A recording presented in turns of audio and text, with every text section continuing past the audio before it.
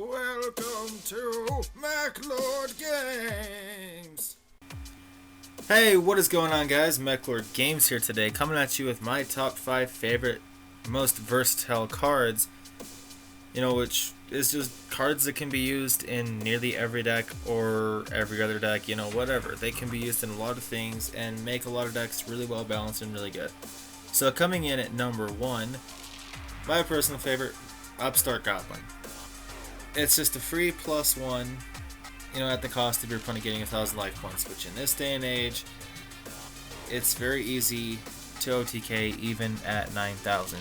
So if you're playing an OTK deck, don't worry about it.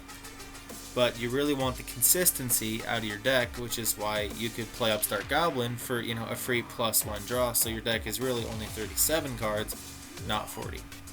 Coming in at number 2, Reinforcement of the Army. A lot of my favorite decks to play are warrior decks. Things like Teller Knights and Masked Heroes, they all need the Rota. Heroic Champions can use it as well. You can search a Heroic Champion 1,000 Blades and use it in the Clan Blade shenanigans, which I've seen a lot of people do. As well as a lot of my decks use Goblinberg and things like the Heroic Champion guy that summons himself thing. I forgot its name. But that's a really good card. Coming in at number 3, Pot of Duality. Now, this card was very hard to want to put on the list, but I found it still very good because there are some decks that I play that do use Pot of Duality.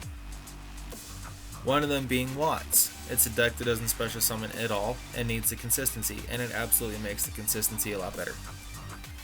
Being able to have as much consistency in your deck as possible without the need of really needing to summon is pretty damn good. And I can sit there and I can say, oh yeah, well it's not that great because it's not special summoning, but at the same time, you just have to be smart enough to put it in the right deck and use it at the right time in the right deck. So number 4, Foolish Burial. I chose this because there are a lot of decks that I play that are pretty graveyard reliant and work out of the graveyard. I have some decks where I play Oasis of the Dragon Souls. I just want to, I play Sacred Crane and I want to get Sacred Crane to the graveyard to summon it back with Oasis. It's not a bad strategy, considering that way, you can go +2 that turn. But Foolish Burial is used in a lot of decks. You have Clownblade, for an example, where people play the Performage engine and they just, foolish it into the graveyard and then its effect goes off. So it's really not a bad tech card. You can use it in Shadals, you can use it in Inzectors, you can use it on a lot of decks. Infernoids as well. So, coming in last, in 5th place, Vanity's Emptiness.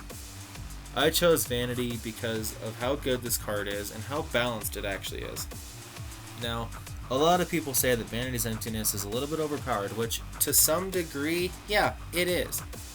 But it's very easy to get rid of due to the fact that you can simply just go okay, I'm going to activate Upstart Goblin. Oh, there goes my Vanity. Now I can go off. So you can get around it. Your opponent is going to have a little bit more of a tough time, but they can MST another set card of yours, popping the set card, sending it to the graveyard, getting the Vanity into the graveyard. So it's very easy to get around. But anyways, guys, that concludes my top 5 favorite versatile cards. So if you like this video, go ahead and leave a thumbs up and subscribe today for more Yu-Gi-Oh videos, and I will see you in the next video.